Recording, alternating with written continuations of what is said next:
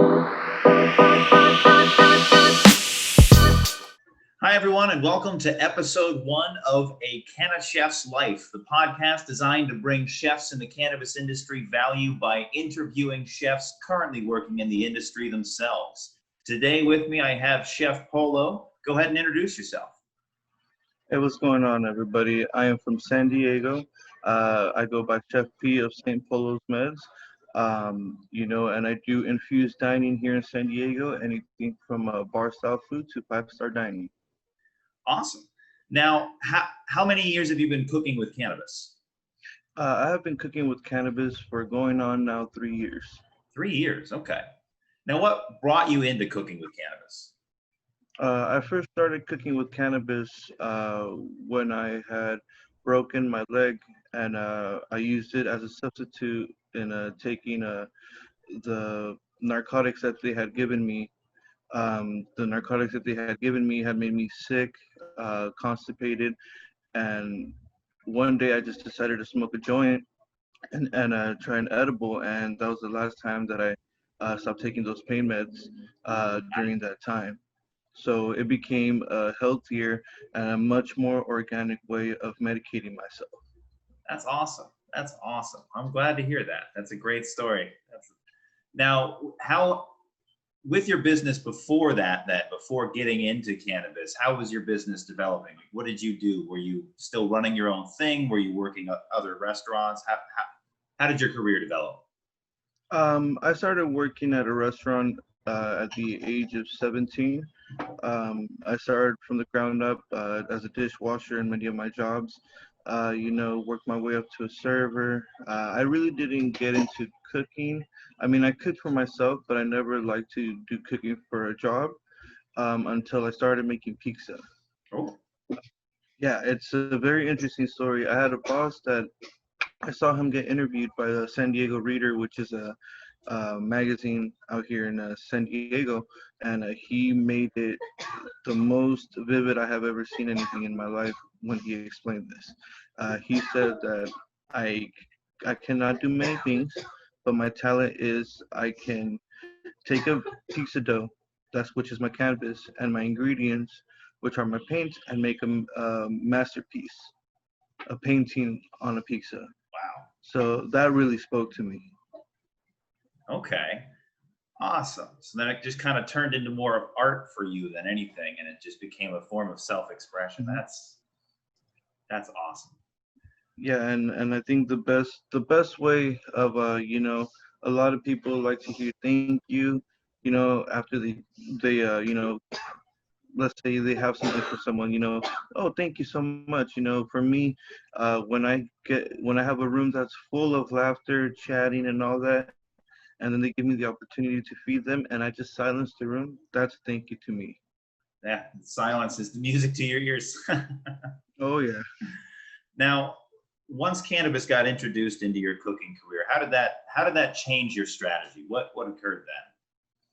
Well, when I started doing that at first, I feel like I was like any other cannabis chef. I was trying to figure out my recipe Right. um, that would work not just for me, but for the people consuming the food that I make.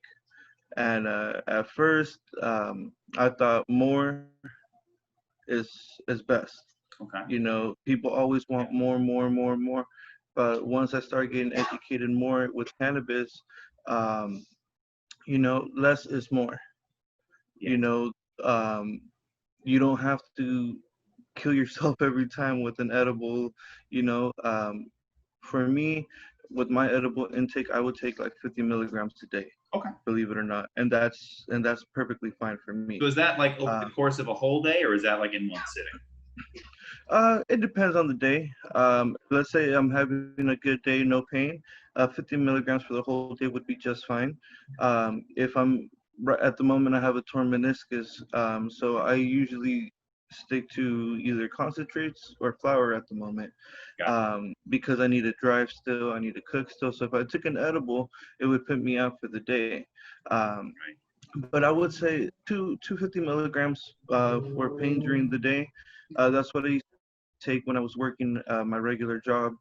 And a lot of people think, I worked in um, the medical field for a second, and a lot more people would be cool with cokeheads running around than potheads running around, believe it or not, That's weird. because because of the stereotype of cannabis. They're lazy, they're gonna fall asleep, they're not hard workers. So they would rather have someone that's on coke working because they're awake, alert, and et cetera, et cetera. And seeing all these different things, once I really started cooking with cannabis, made me go, man, you know what? I don't want to just be a cannabis chef. I want to be a cannabis stigma remover. Wow. Okay. You know, because this plant has so many healing benefits and properties, and nobody wants to hear of them.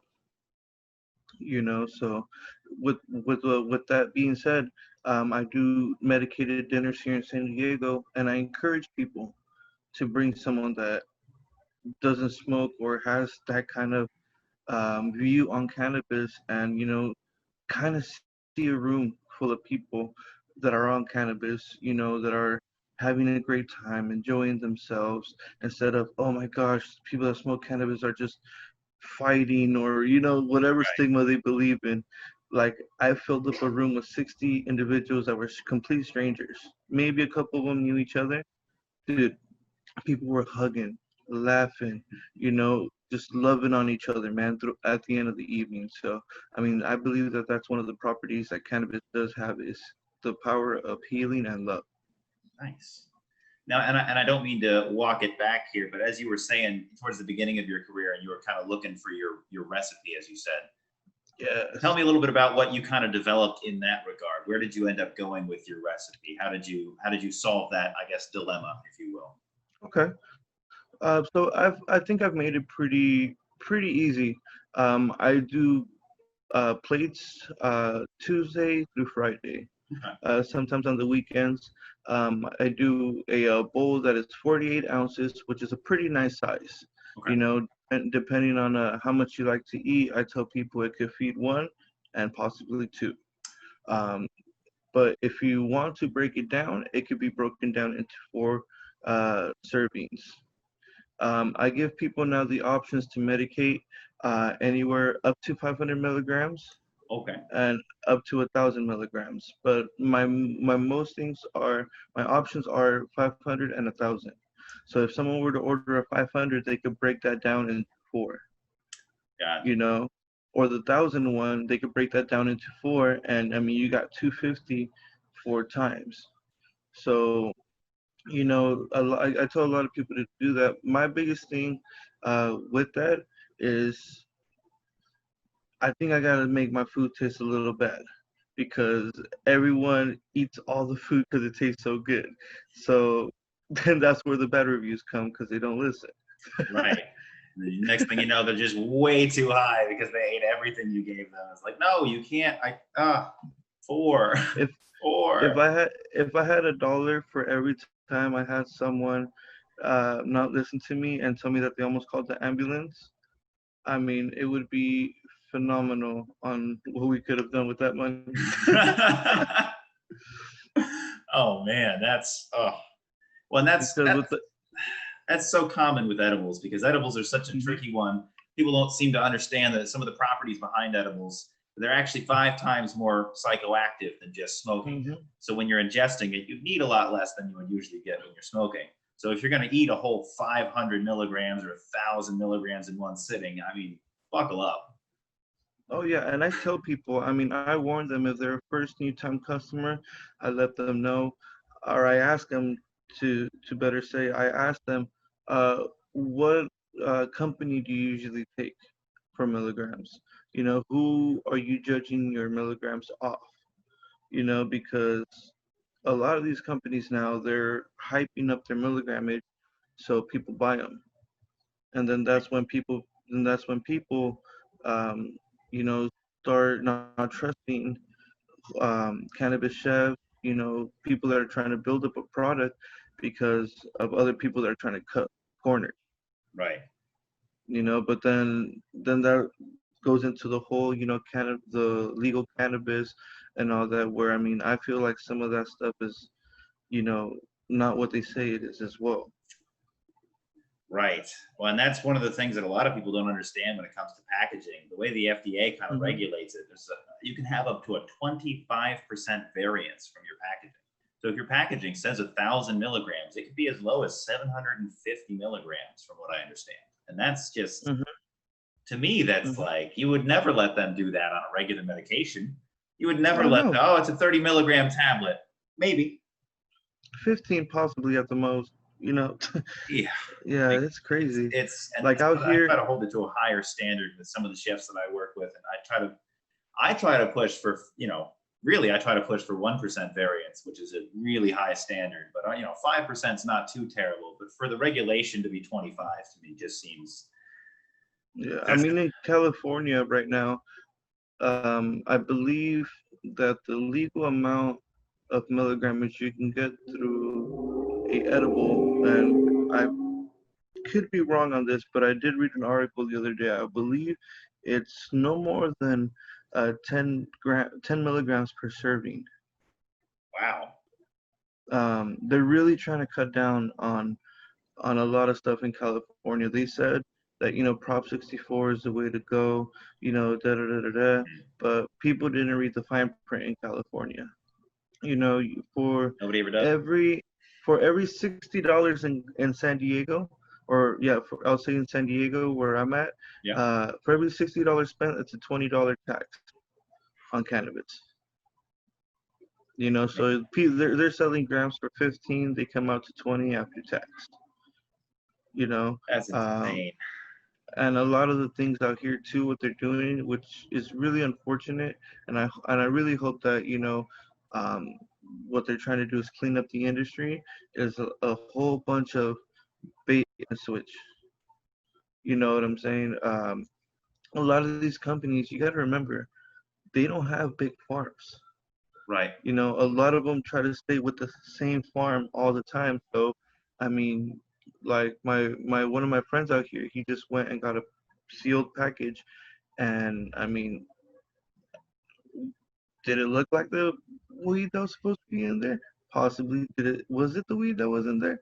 No. Oh, Like, yeah, stuff like that, man. And when you get our cooking, from us home chefs off the Cannabis Chef Union, we try to bring the best product. I myself am sponsored by Paradise Farms, um, nice. which is a very, very, very, very good um, farm out here in San Diego, and they have some of the best genetics and clean genetics that I have seen. Lab tested. They won Josh D's Choice Award up in LA. I actually got the chance to go up with that, and I mean that's just one of the benefits of since or one of the benefits that I've had since joining the union was being connected with opportunities like this. Being part of the CannaChef union has helped me become a chef that's sponsored by a couple different farms, couple different little businesses, and it's a great opportunity. To join this cannabis chef union. You're not gonna if you don't see a turnaround. In the first month, don't get discouraged. Right. Um, you know, I just got hired for a party in October uh, in Palm Springs through the Cannabis Chef Union. Nice. They were like, hey, like this is what we want, and everyone's pretty cool, man. Even though we're having hard times right now, Right. people still want the cannabis, infused food. People still want to feel good and stuff like that. So, just want to say quick thank you to the Cannabis Chef Union. Oh, absolutely. We're so happy to have you as a member. We love all of our members. Hmm. Every time I hear about something like that, I get really excited because the reason I got with Brooksy in the first place is I heard about Brooksy starting this Cannabis Chef Union. And I was like, oh, well, how can I help? Hmm. And it's so nice to hear that what we've done is actually helping make a difference in the careers of chefs. And Hmm. it's humbling. It's very nice. No, definitely. And it really, it's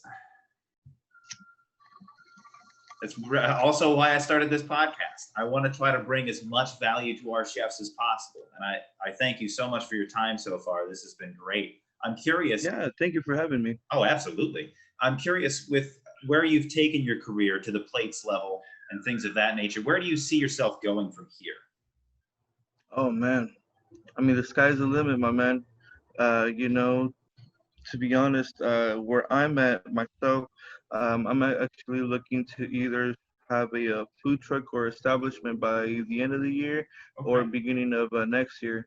My current name is Saint Polos Meds, but I will be changing that once I do go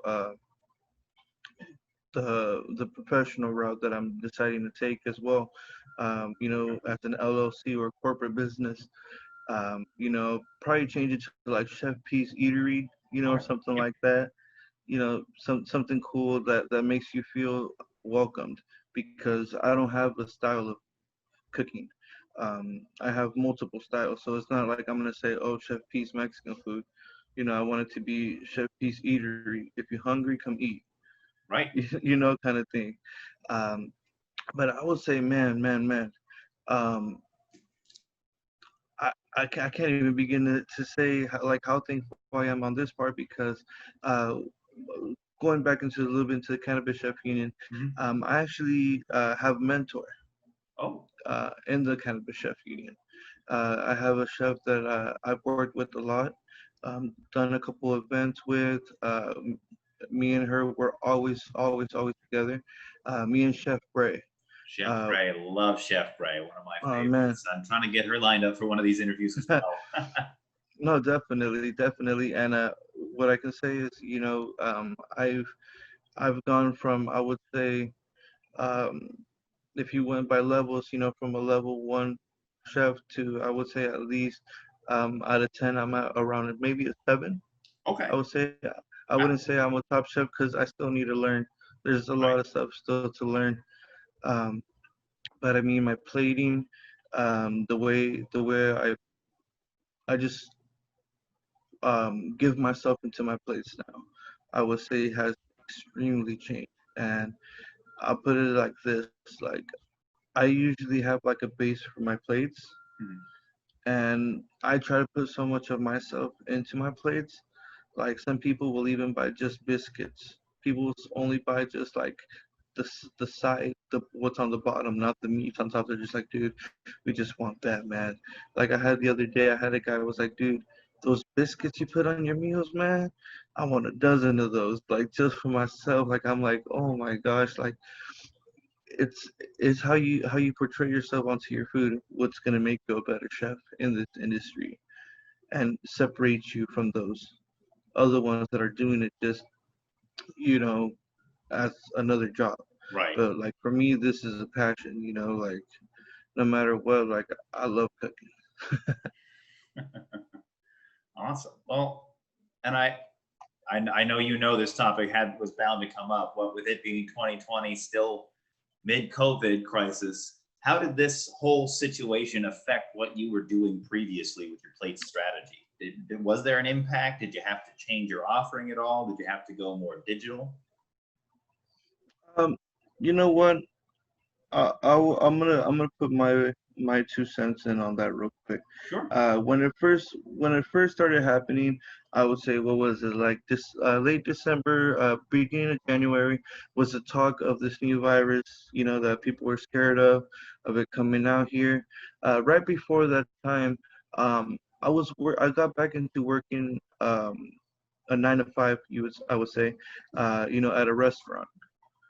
And no matter how much us as chefs work, we will always be treated less than what we are at an establishment. And once COVID hit, I realized, you know what? If this does go the way it's supposed to go, everything is going to close down. The only person that's going to make a difference for me is me, you know? So I decided, you know what? I took the first month off, spent that time with my family, wasn't working. And then right after I saw, a little bit of people start going out, I really decided then and there, I was like, you know what, I'm going to make a difference with my company more than I was before. Nice. And I made up a game plan for my company. and I post the menu now the night before There you go. for my day of. I have people pre-order to a certain time, to what I feel comfortable with, and just know you as a chef, you are the person that's gonna make you happy. So, you know, don't overdo yourself. Don't put yourself in a situation to set yourself up to fail. Always succeed with what you're doing. And this COVID, honestly, to me, I thank COVID. You know what Yeah. I'm saying? Because if it wasn't for COVID, I feel like it wouldn't have pushed me to be more of a go-getter than I was already. That's the thing Um, about crises. They really, the mhm. crises, they really bring out either the best or the worst in people. No, And definitely, unfortunately, we're definitely. seeing a lot of the worst in people. But I'm the only reason we're seeing that is because that's what's popular in the news. There are a lot of individuals like you, like me, like what happened with the Hmm. union, because everybody's been home this whole time. There's been a boost in union memberships. And it's just nice to see that in times of crisis, people do still improve themselves and are being better and really finding the best in what they have to offer and what they actually want out of life. It's Hmm. fantastic. No, definitely. And I mean, I feel like COVID honestly has boosted up my sales. Nice. I do more parties. I like I said, I do plates Tuesday through Friday, sometimes on the weekends, depending on how the week has been going. Um, and just lately I've been getting some crazy recognition from a couple different artists, in the reggae um, music industry, and I mean, like I said, the sky's the limit. So you can do as good as you want. You can be as bad as you want to be. Right. Like it's crazy. It's like I gotta say, like talk to me next year around the same time, and I Yeah. kid you not, our conversation will be different. Just by that being said, because I'm looking more to grow in every single state than I am only trying to grow in my city. Right. Um, People, I'm in San Diego, but a lot of people think I'm from Vegas, believe Right. it or not. Well, and Because that's where I met you, was out in Vegas. yeah, like it's crazy because like for me, my first event with the Cannabis Chef Union, I packed up a bag for the night. I drove out to Vegas and I was out there for the event. I think I slept at Brooksie's house with my wife, Yeah. and then after that we got on the road and came back to San Diego. Like it was just a straight quick and turn. And I mean, honestly, if you don't got time to do stuff like that, then I mean, you might want to like look at what you want to do, Right. because if you can't do stuff like that, I mean, how much can you really grow? You Exactly. know, You got to take a chance. You because got to push. exactly, because in life, if we don't take a chance, we'll just be stuck with wondering what would have happened, what Right. could have happened. You know, So, with all of that awesome development that you've had in your career and the direction that you've kind of taken things, what advice would you have to offer other chefs kind of following along in the footsteps of going either the plates route or even if it's they're going a whole, maybe an edibles route, trying to get into dispensaries? What would you suggest to a chef who's just starting out? keep yourself positive. Anything trying to bring you down, just know that that's going to build you up to be stronger. Um, if you got haters, you're doing something right. You know what I'm saying? If you don't got nobody hating on you, why are people not hating on me right now? So, Right. fix things up, take more pictures, create content, um, network. Biggest thing, network. Don't Yep. be shy. You might see one of your favorite celebrities one day, and they're trying to have a conversation with you. Don't get all starstruck and just be, like they're humans just like us. So remember, always push yourself. Push yourself to be better, and don't push yourself to be worse. We all have our days. Stay positive. Smoke a bowl. You know, We'll get through this together. And if you ever have any questions, you can always contact me, St. Polos Meds at Instagram, or Polo Navarro on Facebook. If I don't know what to tell you, I'll try to help you in the best way or point you the best way that I can. So, we're here as a family for you guys. Any other chefs coming in, congratulations, and welcome to the family. Awesome.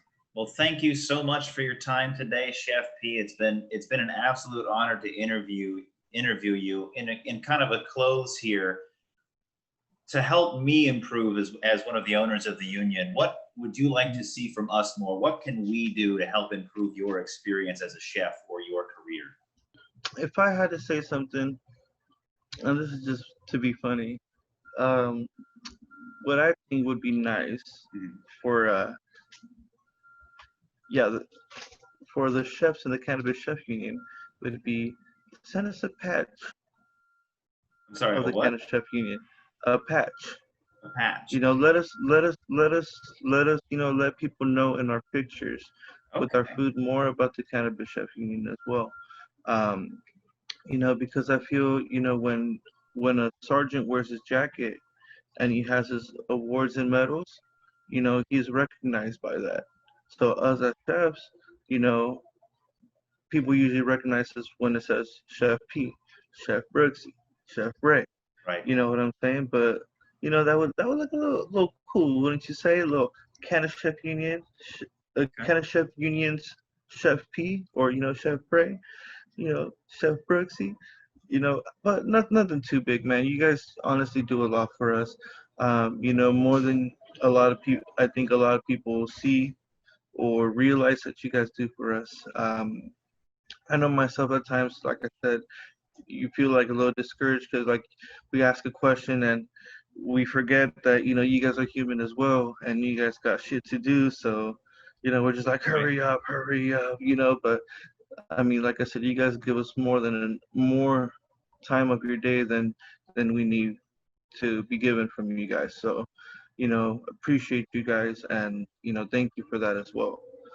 For going out of your day and interviewing me about the union so we can help it grow, make it better. So, Oh, absolutely. that's I believe what you're doing already is enough, personally.